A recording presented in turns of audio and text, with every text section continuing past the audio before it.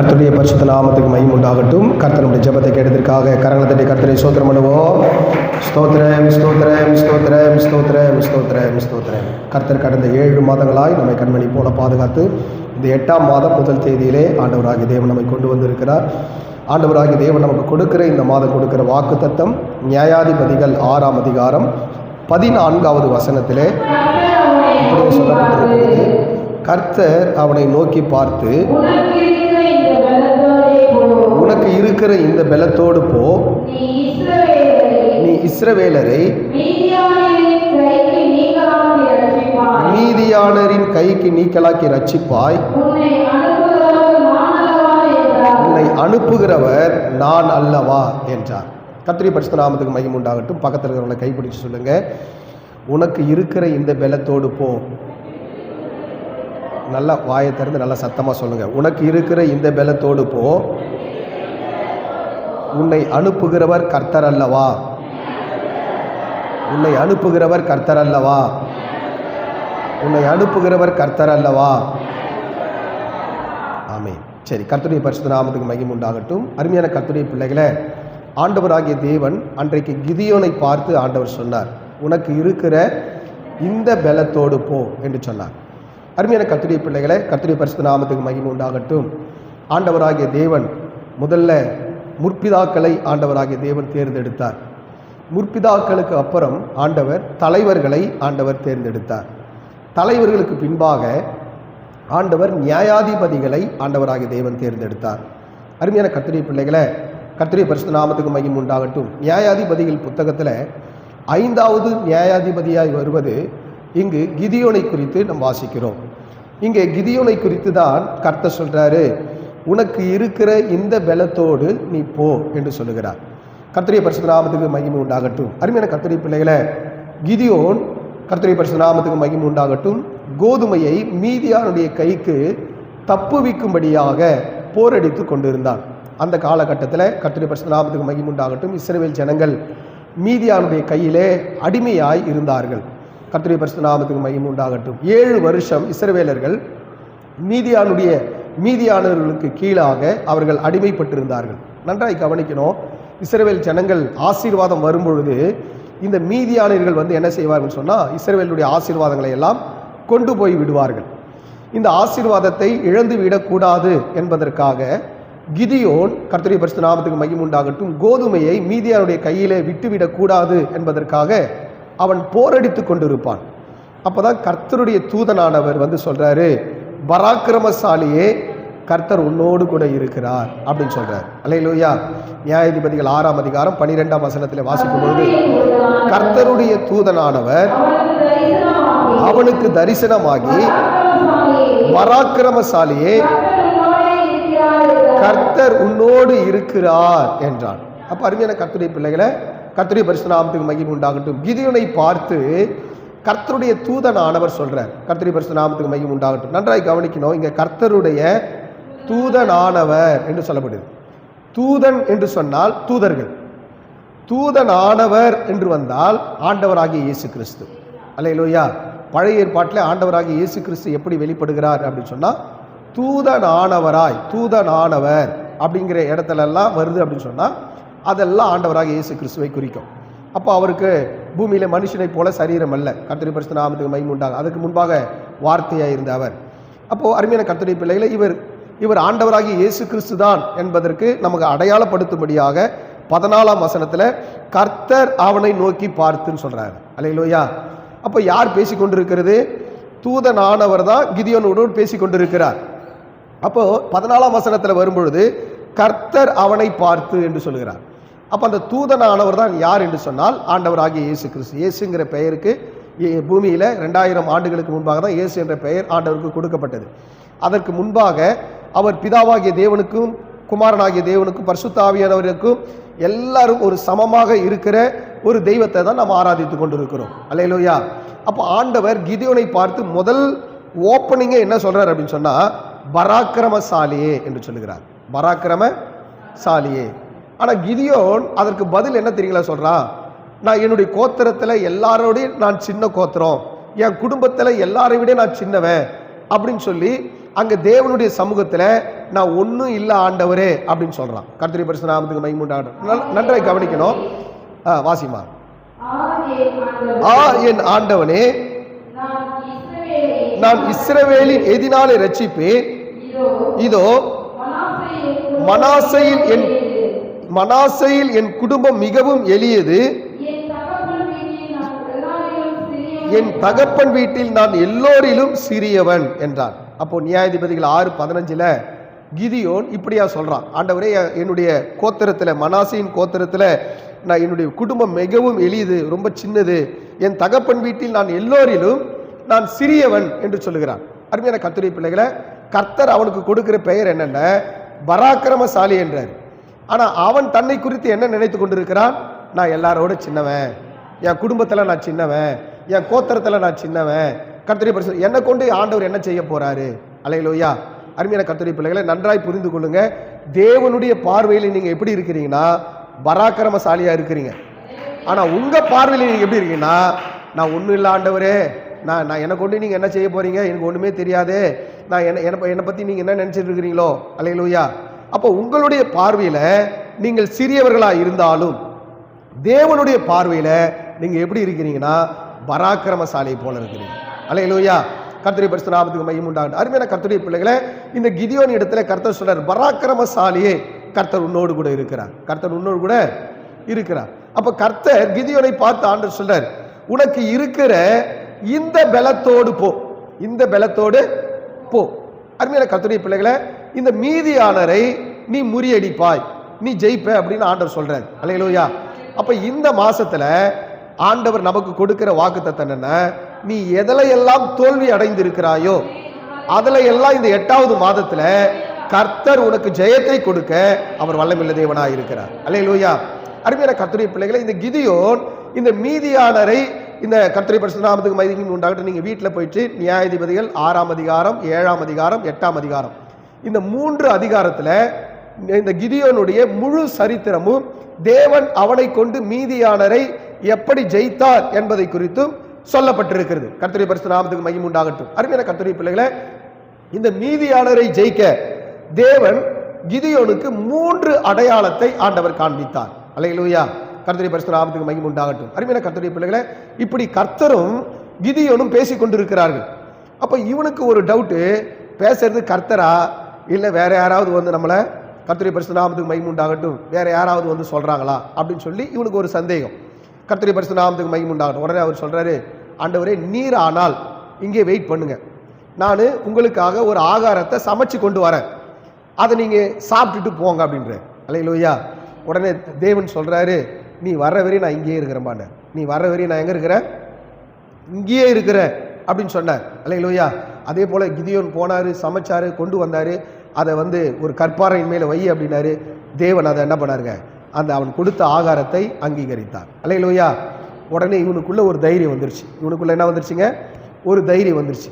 இப்ப இந்த மீதியானரை முறியடிப்பதற்கு முன்பாக, கர்த்தருடைய பரிசுத்த நாமத்துக்கு மகிமை உண்டாகட்டும், அங்கே இருந்த விக்கிரகத்தை, கர்த்தருடைய பரிசுத்த நாமத்துக்கு மகிமை உண்டாகட்டும், அந்த நாட்களிலே கர்த்தருடைய பரிசுத்த நாமத்துக்கு மகிமை உண்டாகட்டும், விக்கிரக தோப்புகள் இருந்தது. உடனே ஆண்டவர் சொன்னார், அந்த விக்கிரக தோப்பு என்ன பண்ணு, முற்றிலுமாய் நீ அழித்து போடு அப்படின்றார். கிதியோன் காலையில செஞ்சா யாராவது பார்த்துருவாங்க அப்படின்னு சொல்லிட்டு இரவிலே ஒரு 10 பேரை கொண்டு போய் அந்த விக்கிரகத்தை எல்லாம் என்ன பண்ணான், உடைச்சு போட்டுட்டு வந்துட்டான். அல்லேலூயா. கர்த்தர் தனக்கு என்ன சொன்னாரோ அதே போல கிதியோன் செய்து முடித்தான். அல்லேலூயா.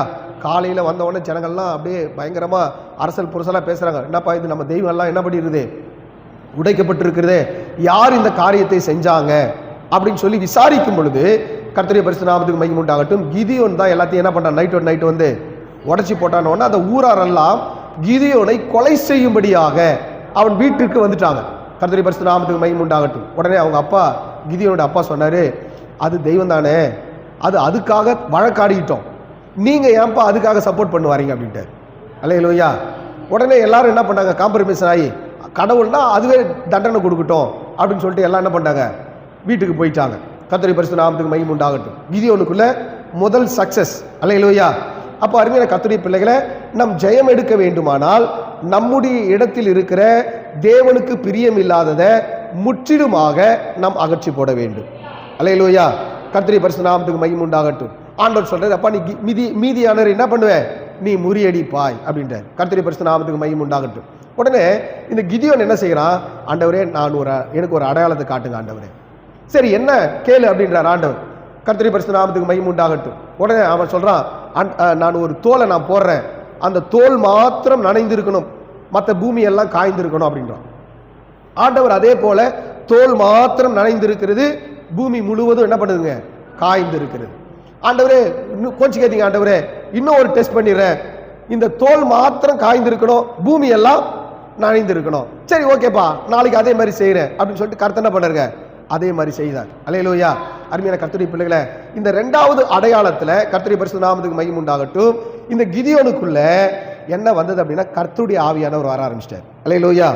இப்ப இவன் என்ன செய்கிறான்னு சொன்னா, தனக்கு நம்ம இருந்த ஜெயம் பெற முடியாதுன்னு சொல்லி இவன் என்ன செய்கிறான், பக்கத்தில் இருக்கிற எல்லா நாட்டுகளில் இருக்கிற கர்த்தருடைய ஆவியானவர் இவன் மேல் இறங்கினதுனால இவன் எக்காலம் ஊதி மீதியானவரை நம்ம ஜெயிக்கலாம் வாங்க அப்படின்னு சொல்லும் பொழுது ஏறக்குறைய ஒரு 32,000 பேர் வந்துட்டாங்க. எத்தனை பேர் வந்துட்டாங்க? 32,000 பேர் வந்துட்டாங்க. கர்த்தருடைய பரிசுத்த நாமத்துக்கு மகிமை உண்டாகட்டும். ஆண்டவர் சொன்னாரு, இந்த 32,000 பேர் ரொம்ப அதிகம்பா, இவங்க ரொம்ப அதிகம். கர்த்தருடைய பரிசுத்த நாமத்துக்கு மகிமை உண்டாகும். ஒருவேளை நாளைக்கு மீதியானவர் நான் ஜெயித்தனா இவங்க என்ன பெருமை பாராட்டுவாங்க, நாங்கெல்லாம் போய் ஜெயிச்சிட்டோன்னு சொல்றாங்க, அதனால என்னுடைய கனத்தை நான் வேற யாருக்கு தரமாட்டேன், ரொம்ப அதிகமா இருக்கிறாங்க, திகிலும் பயம் உள்ளவன் எல்லாம் ஓடி போங்கன்னு சொல்லிட்டார். அல்லேலூயா. 32,000 பேர்ல எத்தனை பேர் ஓடிட்டாங்க? 22,000 பேர் ஓடிட்டான். அல்லேலூயா. மீதி 10,000 பேர் இருக்கிறான். கர்த்தருடைய பரிசுத்த நாமத்துக்கு மகிமை உண்டாகட்டும். ஆண்டவர் சொன்னாரு, இந்த 10,000 பேர் அதிகம்பா அப்படின்னாரு. இந்த 10,000 பேரும் அதிகம். உடனே ஆண்டவர் சொன்னார், போயிட்டு ஆத்துல போயிட்டு தண்ணி குடிக்க சொல்லினார். ஒரு சிலர்லாம் முழங்கால் போட்டு தண்ணி கொடுத்தான், இன்னொருத்தெல்லாம் கையில் எடுத்து நாக்கில் என்ன பண்ணான், தண்ணி குடிச்சான். 2 பேரும் தனித்தனியாக பிரி அப்படின்னார் ஆண்டவர். அல்லேலூயா. அப்படி தனித்தனியாக பிரிக்கும் பொழுது தன்னுடைய கைகளிலே தண்ணீர் எடுத்து தன்னுடைய நாவுக்கு கொண்டு போனவங்க 300 பேர், அவங்கள மட்டும் செப்பரேட்டாகவே அவங்க மட்டும் போதுன்ட்டு. அல்லேலூயா. கர்த்தருடைய பரிசுத்த நாமத்துக்கு மற்றவங்க எல்லாம் என்ன பண்ணுங்க, வீட்டுக்கு போயிடுங்க அப்படின்னு அனுப்பிச்சு விட்டாங்க. இப்போ இந்த 300 பேரை வைத்து இந்த மீதியானரையும் அவருடைய சர்வ சேனையும் முறியடிக்கணும். அவங்க எப்படி இருக்கிறாங்க, கடற்கரை மணலை போல இருக்கிறாங்க.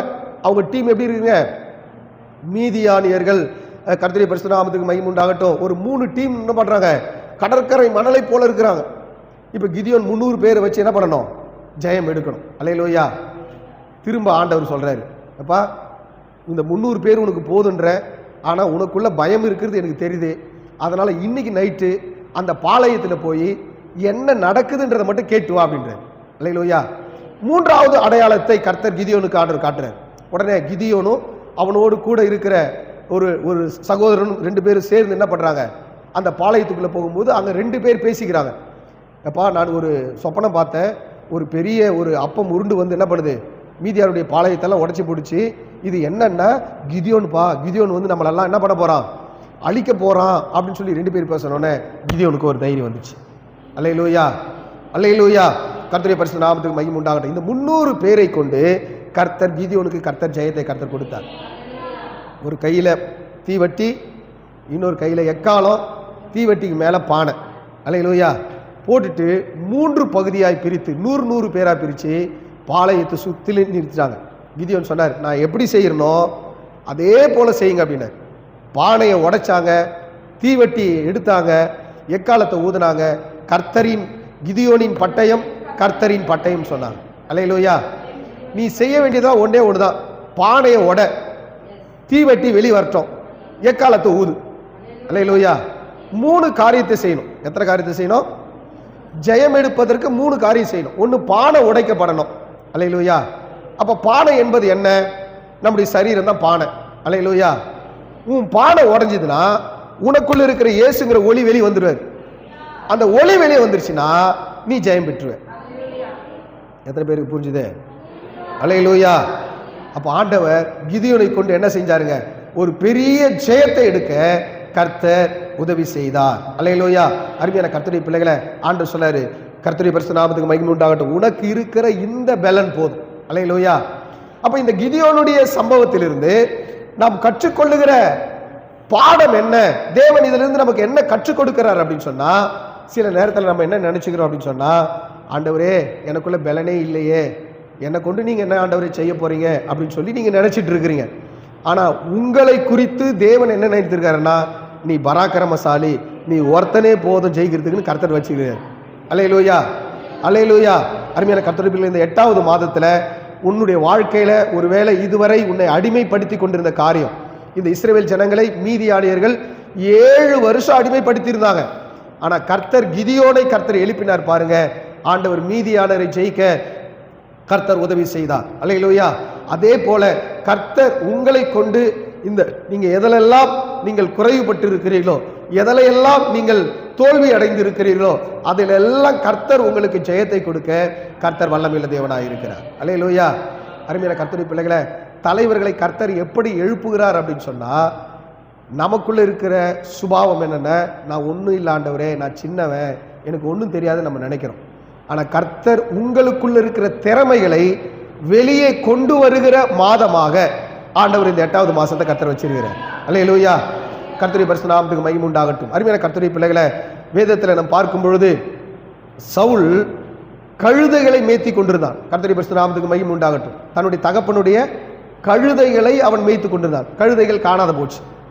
கழுதையை தேடி, கர்த்தருடைய பரிசுத்த நாமத்துக்கு மகிமை உண்டாகட்டும், சவுல் வரும்பொழுது ஆண்டவர் சவுலை பார்த்து சொல்றார், அப்பா உன்னை இஸ்ரவேலின் மேல நான் என்ன பண்றேன், ராஜாவா மாத்துறேன்.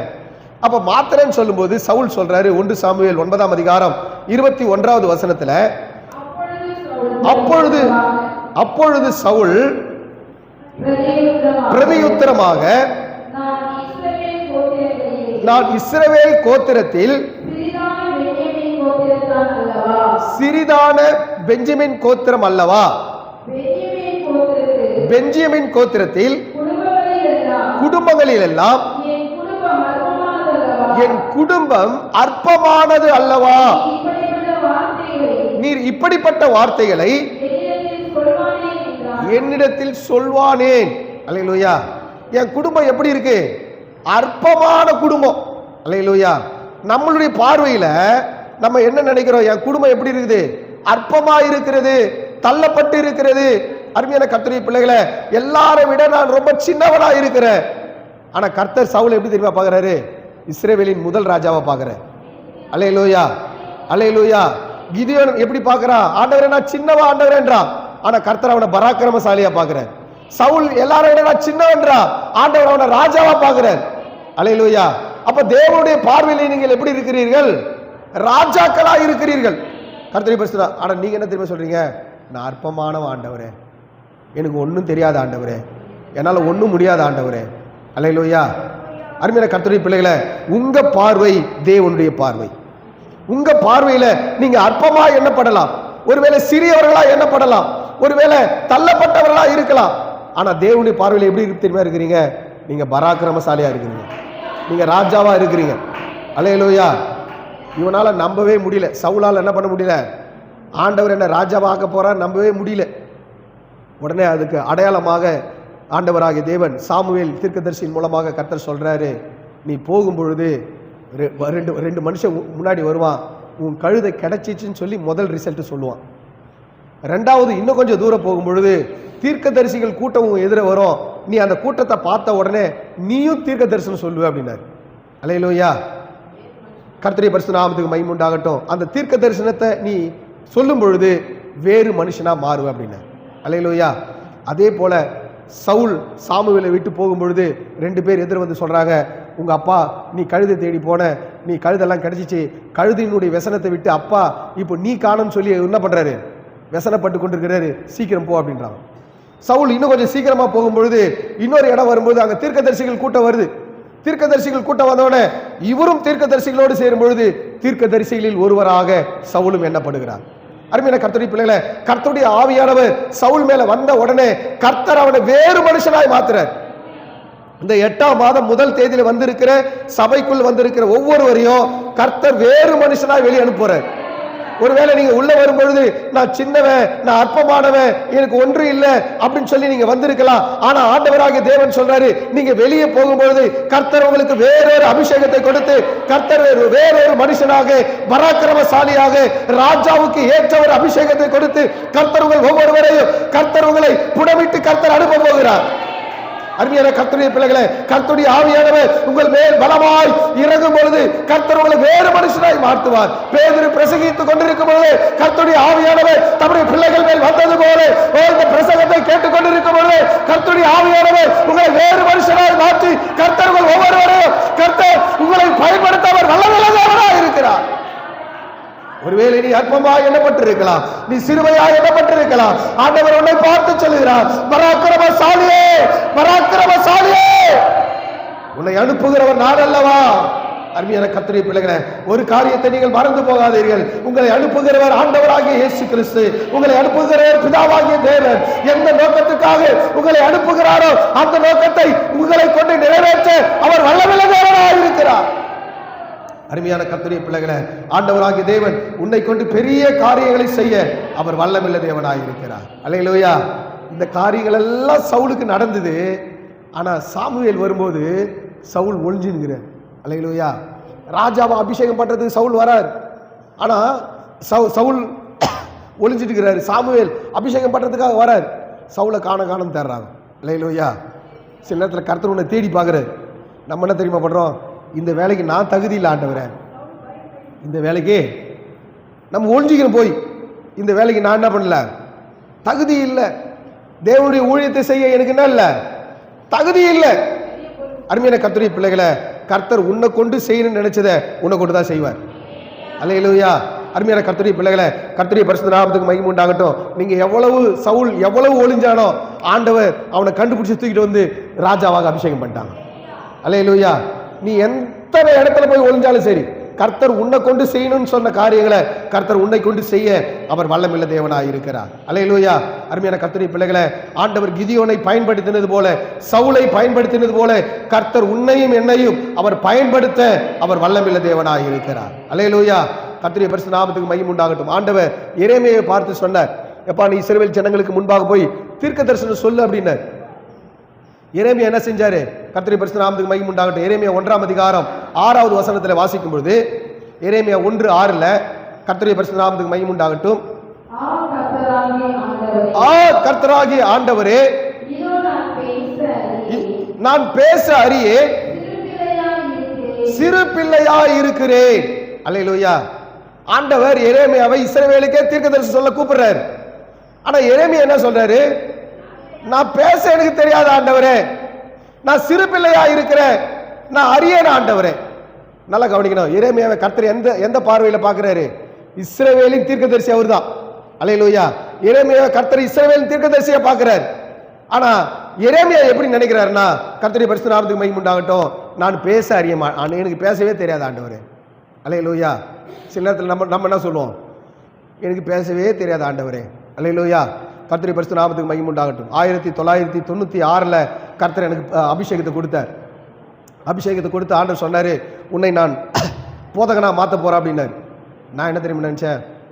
டிஜிஎஸ் தினகரன் ஐயா இருக்கிறாரு, பெர்க்மன்ஸ் ஐயா இருக்கிறாரு, அகஸ்டின் ஜெபகுமார் இருக்கிறாரு, இவங்கெல்லாம் பிரசங்கம் பண்ணாதே நான் பிரசங்கம் பண்ண போறேன், எனக்கு ஒண்ணுமே தெரியாத ஆண்டவரே அப்படின்னு. எனக்கு ஒண்ணுமே தெரியாத ஆண்டவரே. ஆண்டவர் சொன்னாரு, வா உன்னைத்தான் நான் என்ன பண்ண போறேன், பயன்படுத்த போறேன். அல்லேலூயா.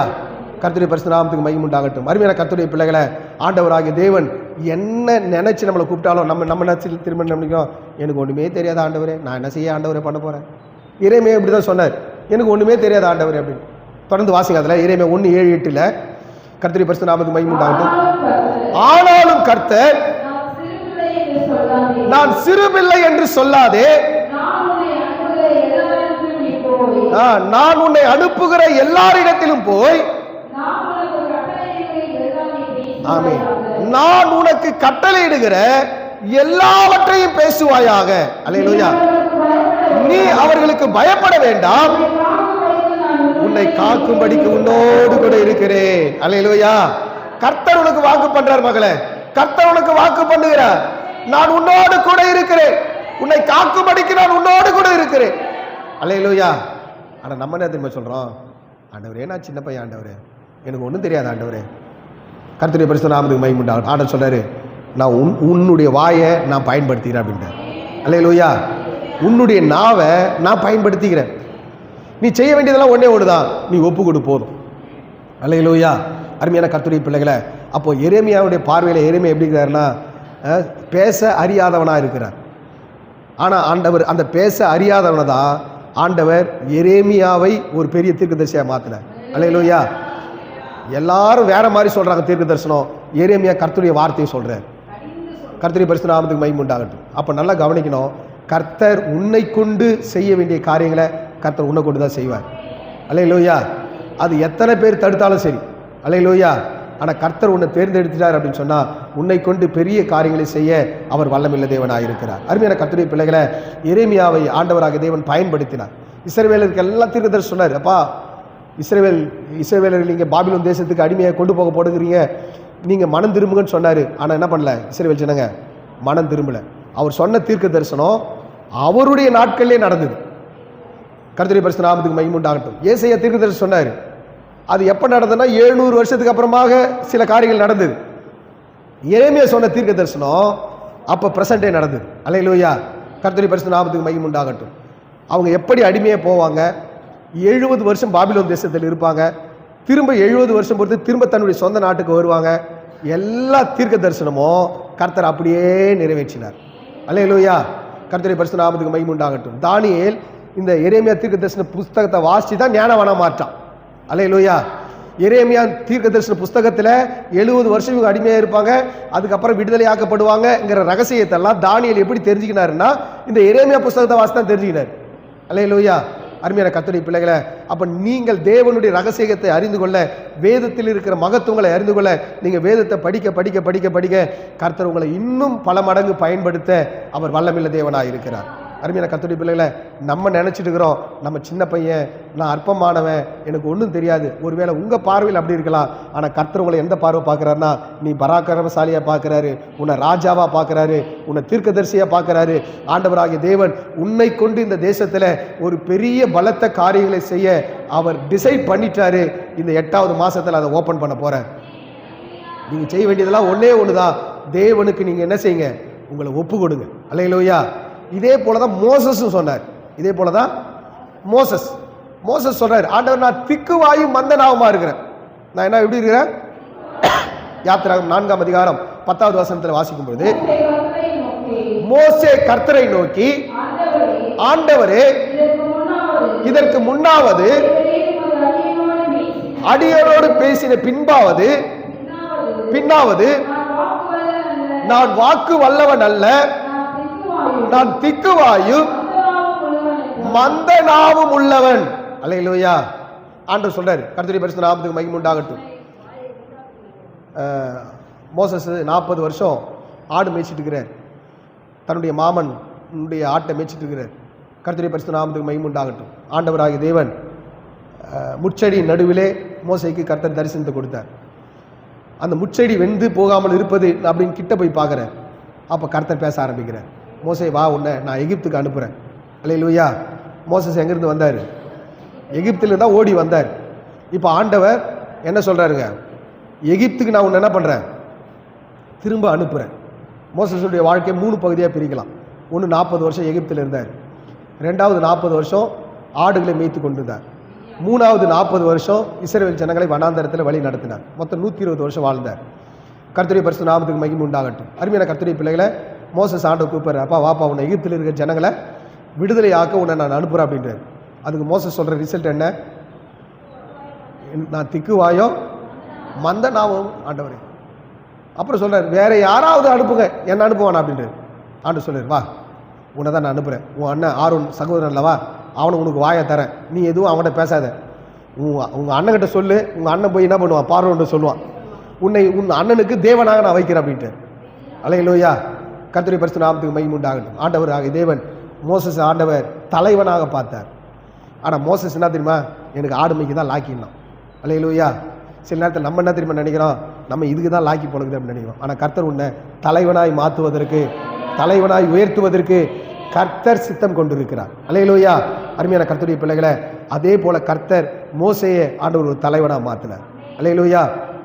கிதியோனை ஆண்டவர் நியாயாதிபதியாய் மாற்றினார். சவுலை கர்த்தர் ராஜாவாக கர்த்தர் மாற்றினார். கர்த்தருடைய பரிசுத்த நாமத்துக்கு மகிமை உண்டாகட்டும். ஆண்டவர் மோசேயை ஆண்டவர் தலைவனாக மாற்றினார். எரேமியாவை கர்த்தர் தீர்க்கதரிசியாக கர்த்தர் மாற்றினார். அல்லேலூயா. அப்போ அருமையான கர்த்தருடைய பிள்ளைகளை, உன்னை குறித்து தேவன் ஒரு திட்டத்தை வச்சிருக்கிறேன். ஆனால் நீங்கள் என்ன சொல்கிறீங்க? நான் திக்குவாயும் மந்தனாவமாக இருக்கிறேன், நான் எளிமையாக இருக்கிறேன், நான் சிறுமைப்பட்டிருக்கிறேன், என் குடும்பத்திலே நான் தள்ளப்பட்டிருக்கிறேன், நான் ஒடுக்கப்பட்டிருக்கிறேன் அப்படின்னு சொல்கிறீங்க.